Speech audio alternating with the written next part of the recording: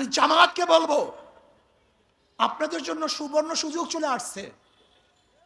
আগামীকালই নির্বাচন হবে না, হক্কানি ওলামায়ে কেরামের সাথে আপনাদের যে মতনৈক্য আছে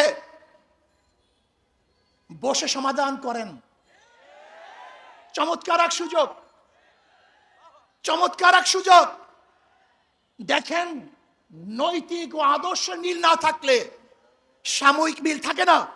বিএনপির সাথে আপনাদের চরম দোস্তি ছিল, একই সাথে আন্দোলন সংগ্রাম করেছেন, কিন্তু আদর্শ নৈতিক মিল না থাকার কারণে উভয় প্ল্যাটফর্ম ভিন্ন হয়ে গেছে। আমরা চাই না অনৈতিক কোনো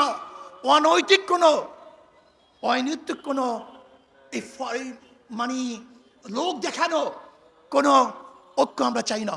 আমরা চাই টেকসই স্থায়ী ঐক্য, যে ঐক্য হবে আর কোনোদিন ভাঙবে না, ফাটল হবে না। এর জন্য আমি জামায়াতকে বলবো, যদি আপনি মনে করেন আমাদেরকে কোনো রকমের বুঝিয়ে শুনিয়ে বর্তমান নির্বাচনের এই তরি পাড়ি দিবেন, এটা আমাদের দ্বারা সম্ভব না। আপনারা আসুন, বসুন, হক্কানি ওলামায়ে কেরামের সাথে যে মতনৈক্য আছে সেই মতনৈক্যগুলি মিটিয়ে আমরা এমন টেকসই এক ঐক্যবদ্ধ হব, যে ঐক্যবদ্ধ কেউ ভাঙতে পারবে না, কেউ চুটতে পারবে না। ইনশাআল্লাহ আগামী রাষ্ট্র হবে ইসলামের রাষ্ট্র। আসুন আমরা সম্মিলিতভাবে ইসলামকে বাংলাদেশে প্রতিষ্ঠিত করার জন্য চেষ্টা করব। ইসলাম প্রতিষ্ঠিত হলেই সমস্ত জাতি, সমস্ত ধর্ম নিরাপদ থাকবে।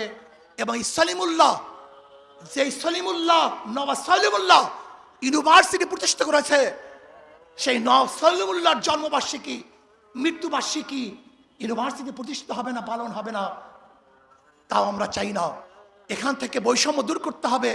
সব জায়গায় যে ধর্মের লোক যেই গোশ খায়, অনেক জায়গায় দেখা যায় গরুর গোশ খাইতে দেওয়া হয় না, এটা বৈষম্য।